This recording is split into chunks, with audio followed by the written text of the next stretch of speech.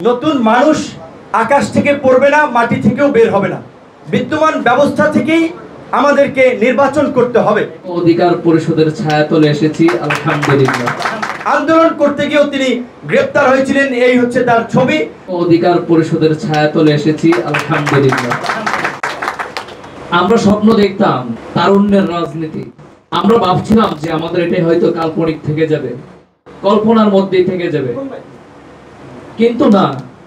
গণ অধিকার পরিষদের সম্মানিত সভাপতি ও সাধারণ সম্পাদক এবং কেন্দ্রীয় নেতৃবৃন্দ বাংলাদেশের যুব সমাজকে নিয়ে যে স্বপ্ন দেখছে, ইনশাআল্লাহ আগামী দিনে এই যুব সমাজ বাংলার বুকে নতুন কিছু করে দেখাবে ইনশাআল্লাহ।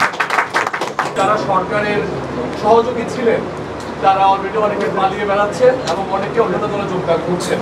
কারণ যিনি কিছুক্ষণ আগে যোগদান করলেন এবং তার দল থেকে পদত্যাগ করে এসে এখানে যোগদান করলেন, আদৌ কি তিনি ওই অংশের কিনা, আপনার কাছে কোনো ব্যাখ্যা আছে কিনা? দেখেন, আমরা যেটা বলেছি যে বাংলাদেশটা গত 50 বছরে যেভাবে একটা বিভক্তির জায়গায় এসে দাঁড়িয়েছে, তার জন্য দায়ী এই পুরাতন রাজনৈতিক দলগুলো। এখন আমরা একটা নতুন দল করতে চাই। নতুন মানুষ আকাশ থেকে পড়বে না, মাটি থেকেও বের হবে না। বিদ্যমান ব্যবস্থা থেকেই আমাদেরকে নির্বাচন করতে হবে।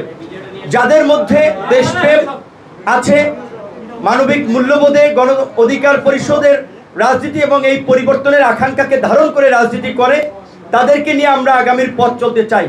কিন্তু কোনো গণহত্যাকারী কিংবা তার দোষর যারা এই মানবতা বিরোধী অপরাধে জড়িত ছিল, তাদের জায়গা অবশ্যই হবে না।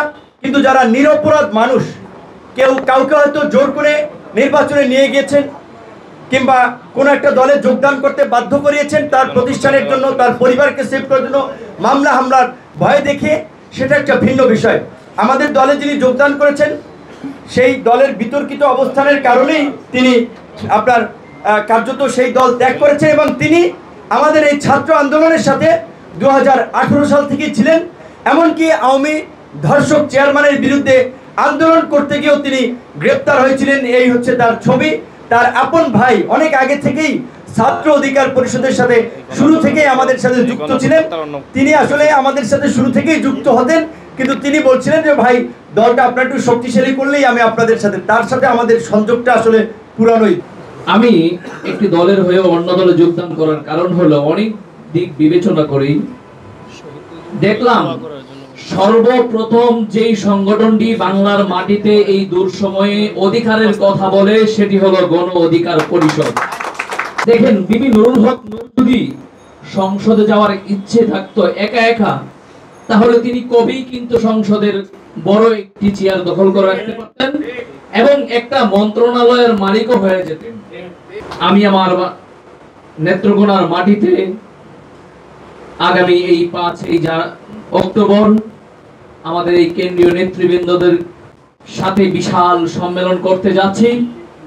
ইনশাআল্লাহ বিজয়ের আওয়াজ আসবে সেই নেত্রকোনার মাটি থেকে, সেই প্রতিজ্ঞা আমি আপনাদের সাথে করছি।